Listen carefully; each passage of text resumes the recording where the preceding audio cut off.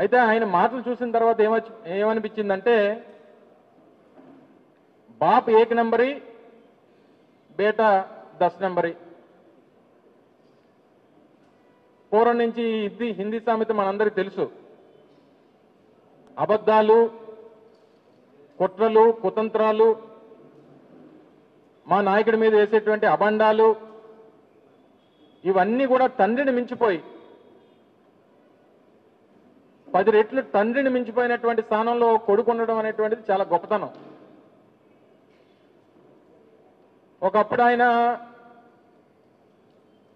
గత ప్రభుత్వంలో కొంత బరువు ఎక్కువ ఉండేవాడు 2014 నుంచి 19 వరకు. సరే, ఆయన మీద ఏదో తప్పుడు ప్రచారాలు చేశారు, బరువు తగ్గాడు.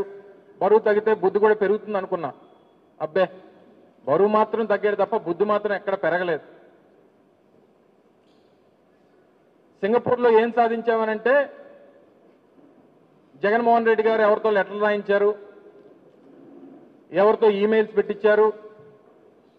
అందుకనే సింగపూర్ ప్రభుత్వం మళ్ళీ మీతో కలిసి పనిచేయమని చెప్పింది. ఈ రకమైనటువంటి తప్పుడు ప్రచారం చేయడం మొదలుపెట్టారు. తీరా లేక ఆ ఈమెయిల్స్ ఎవరు పెట్టారని చెప్పి ఈ గతంలో కాదు కదా,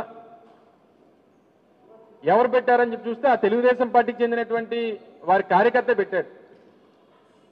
మాకున్నటువంటి సమాచారం మేరకు ఒక మురళీకృష్ణ అని చెప్పి ఒక ఎన్ఆర్ఐ ఆయన ట్వీట్ కూడా చేశాడు.